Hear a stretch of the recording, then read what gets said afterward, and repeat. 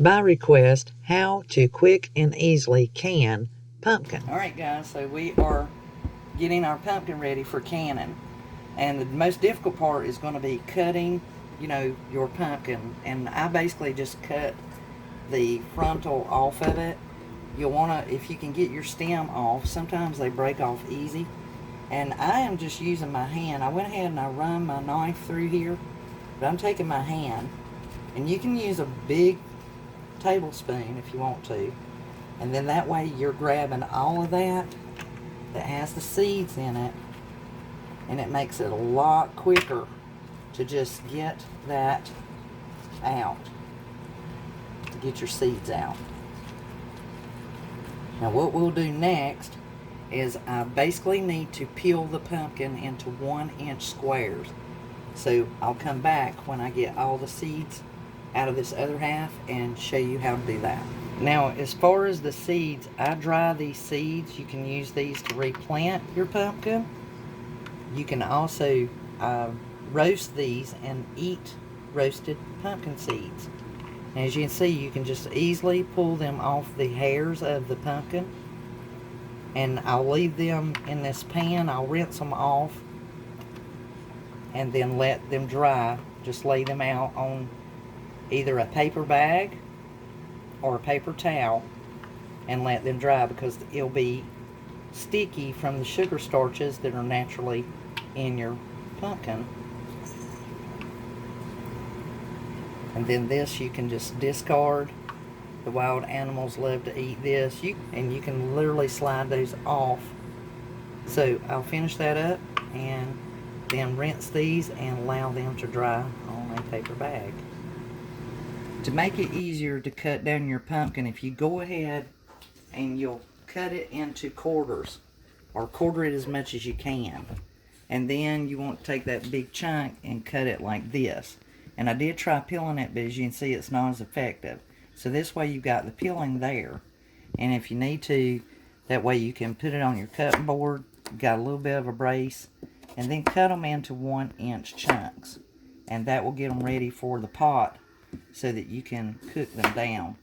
And it's much easier to cut up the pumpkin for canning this way versus trying to peel it like you would a watermelon. You want to cut it into chunks and then take the peeling off, and that will make it much easier, a lot less stress, and you're not going to have any waste. I'm just checking these to make sure.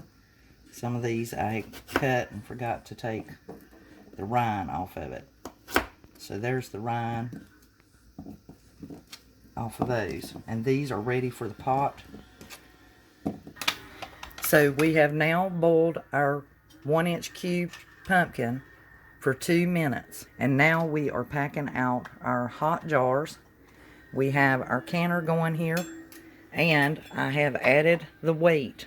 Mine is the Pyrex. Your cap and your 2 rings, that's 15 pounds.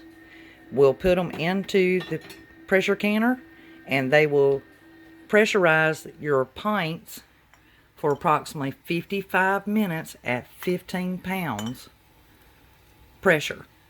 And then if you are doing quarts, they are 90 minutes at 15 pounds pressure. And I'll make sure to put all this in the description box so that you will have all of the pressure and the amount of time.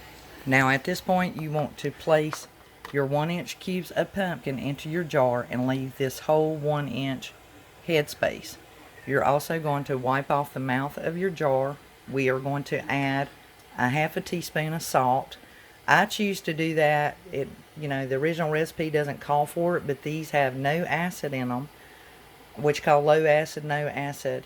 And just to be on the safe side and for preserving, I do add a half a teaspoon of your canning salt to your jar, and for your quarts you're going to do a teaspoon.